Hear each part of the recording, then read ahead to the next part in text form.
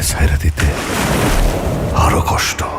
সত্য ঘটনা অবলম্বনে নির্মিত দম সিনেমা ট্রেলার প্রকাশের পর দর্শকদের মধ্যে বেশ ভালো সাড়া দেখা যাচ্ছে। ট্রেলার জুড়ে একটি সংগ্রামমুখী জীবনের গল্প তুলে ধরা হয়েছে, যেখানে আফরান নিশোর চরিত্রে প্রবাস জীবনের কঠিন বাস্তবতা, মানসিক চাপ এবং টিকে থাকার লড়াই স্পষ্টভাবে ফুটে উঠেছে। ট্রেলারের ভিজুয়াল, কালার গ্রেডিং এবং লোকেশন বেশ সিনেম্যাটিক, যা বড় পর্দার অনুভূতি দেয়। বিশেষ করে কিছু দৃশ্যে আবেগ আর বাস্তবতার মিশেল দর্শকদের আগ্রহ বাড়িয়েছে। পূজা চেরিকে আবেগঘন চরিত্রে দেখা গেছে, যেখানে ভালোবাসা ও বিচ্ছেদের অনুভূতি তুলে ধরা হয়েছে। অন্যদিকে চঞ্চল চৌধুরীর উপস্থিতি রহস্য তৈরি করেছে, তার চরিত্রটি নিয়ে কৌতূহল থেকেই যাচ্ছে। ট্রেলারে দম শব্দটিকে শুধু শারীরিক নয়, বরং মানসিক শক্তি ও বেঁচে থাকার প্রতীক হিসেবে উপস্থাপন করা হয়েছে। গল্পের আভাস, ব্যাকগ্রাউন্ড মিউজিক এবং ডায়ালগ মিলিয়ে একটি ইমোশনাল ও অনুপ্রেরণামূলক